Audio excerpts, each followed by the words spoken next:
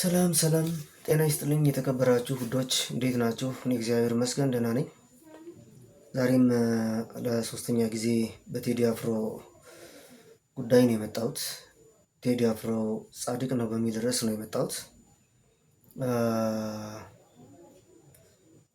ስለ ቴዲ ከማውራታችን በፊት ጽድቅና ኃጢአትን የምንለይበት ቢያንስ ወሳኝ የሆኑ እስኪ ሀሳቦችን ወይም ጥቅሶችን ከመጽሐፍ ቅዱስ እንይ። በመዝሙረ ዳዊት በክፉዎች ምክር ያልሄደ በኃጢአተኞች መንገድ ያልቆመ በዋዘኞች ወንበር ያልተቀመጠ ምስጉን ነው ይላል በምዕራፍ 1 መጀመሪያ ቁጥር ላይ። እንደገና በወንጌል ራሱ ጌታ ስለ ኑና ሂዱ ስለሚለው አስፈሪ ትእዛዝ ሲያወራ በንጉሱ መስሎ ስድስቱ ቃላት ወንጌል የሚባሉ በቤተ ክርስቲያን በጣም ወሳኝ ጉዳዮች አሉ። ስድስቱ ልክ በኦሪት 10ቱ ቃላተ ኦሪት እንደሚባሉት በወንጌል ደግሞ ስድስቱ ቃላተ ወንጌል የሚባሉ አሉ። እነዚህ ተርበህ አብልተኸኛል፣ ተጠምተህ አጠጥተኸኛል፣ ታስሬ አስፈተኸኛል ወይም ጠይቀኸኛል፣ ታምሜ ጠይቀኸኛል፣ አስታመኸኛል የመሳሰሉት ስድስቱን ጠራው አልጠራውም እርግጠኛ አይደለሁም፣ ብቻ ስድስት ናቸው። እነዚህን እና ቅድም መዝሙረ ዳዊት ላይ ጠቀስኩትን የመሳሰሉ የሚያደርጉ ሰዎች ጻድቃን ናቸው፣ ብፁዓን ናቸው። እና ከነዚህ ቃላት አኳያ ቴዲን ስፈትሸው ለእኔ ቴዲ ጻድቅ ነው፣ ብፁዕ ነው። ከሌላ ነገር ጋር እንዳታገናኙት። ብፁዕ ስላልኩኝ ጳጳሳቱን አስመሰልከው ምናምን፣ ጻድቅ ስላልኩት በቃ ከቅዱሳን ዘፋኝ ሆነው ምናምን እንዳትሉ። በዚያ ልክ አይደለም ሰዎች ጻድቅና ኃጥእ የሚባሉት፣ በዚያ ልክ አይደለም። እኛ በምናስበው ልክ አይደለም።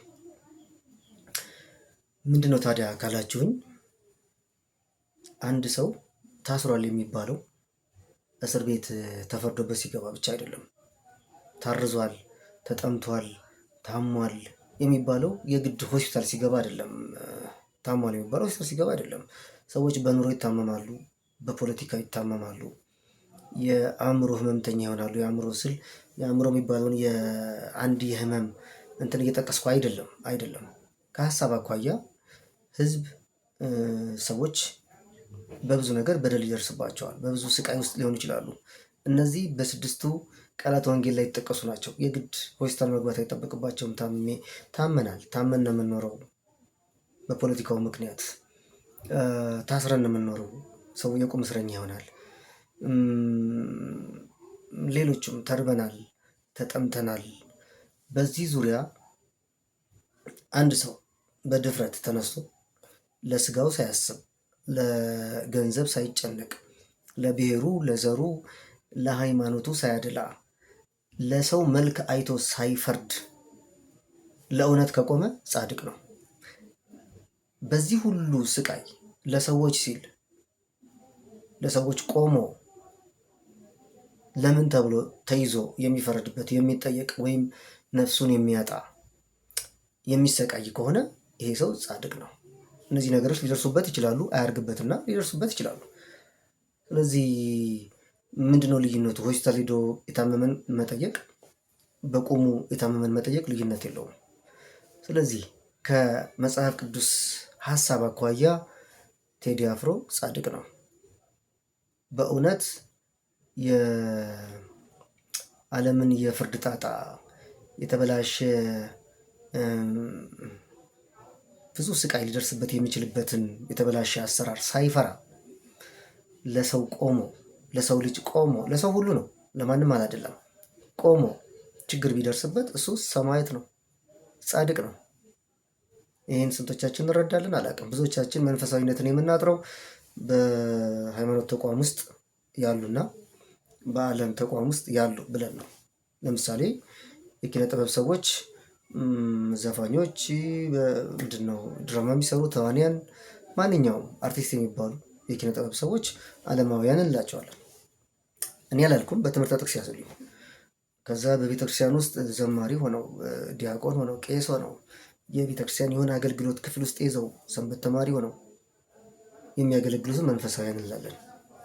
አይደለም። ይሄ በጣም የሚያስቅ እንዲህ አይነት አስተሳሰብ ያላቸው ሰዎች እጅግ በጣም የአእምሮ ትንሽነት ያለባቸው ጨርሰው የማይመረምሩ ሰዎች መገለጫ ነው። ለምሳሌ እኔ በቤተክርስቲያን ውስጥ ብኖር ለምሳሌ እኔ በቤተክርስቲያን ውስጥ ሳገለግል ኖር ያለሁኝ ዘማሪ ነኝ፣ ዲያቆን ነኝ። በቤተክርስቲያን አገልግሎት ብዙ ቦታ ስሳተፍ ኖር ያለሁ። እኔ መንፈሳዊ ተብዬ ግን በኃጢአት ውስጥ ልኖር እችላለሁ። እኔ መንፈሳዊ ተብዬ በኃጢአት ውስጥ ልኖር እችላለሁ። መንፈሳዊነት ሳይገባኝ በስጋ ልመላለስ እችላለሁ። ደግሞ ሌላው አርቲስት ሆኖ ዘፋኝ ሆኖ ምንድነው ብዙ ዓለማዊ የሚያስብሉ ነገሮች ህይወት ውስጥ ሆኖ ፍጹም መንፈሳዊ ሆኖ የሚኖር ደግሞ ሰው አለ። ዓለማዊ ነው የሚባለው ነገር ግን ቤተክርስቲያን ውስጥ ካሉ በብዙ የሙስና አሰራር በብዙ ኃጢአት ውስጥ ከሚኖሩ ሰዎች ያኛው ጻድቅ ነው። በፍጹም ቅድስና በፍጹም ንጽህና ከኖረ የሚኖርበት የዓለማዊ ህይወት ምንም እሱ ላይ የሚፈጥረው ምንም ነገር የለም እና ሰዎች የሚረዱበት መንገድ ትንሽ መስተካከል ያለበት ይመስለኛል። ወይም ገና አልነቃንም፣ ገና በአእምሮ አልሰለጠንም። ስለዚህ ከየትኛውም አባት በላይ ከየትኛውም የሃይማኖት ሰዎችን ስላየው ነው ሲረባረቡበት። የኦርቶዶክሱ፣ የፕሮቴስታንቱ፣ የሙስሊሙ ትልልቅ መምህራን የሚባሉ ወጥተው በቃ በቴዲ ያልሰራ ቲክታከር የለም። በቴዲ ወይ በቴዲ በራሱ ወይም በዘፈኖቹ ያልሰራ የለም።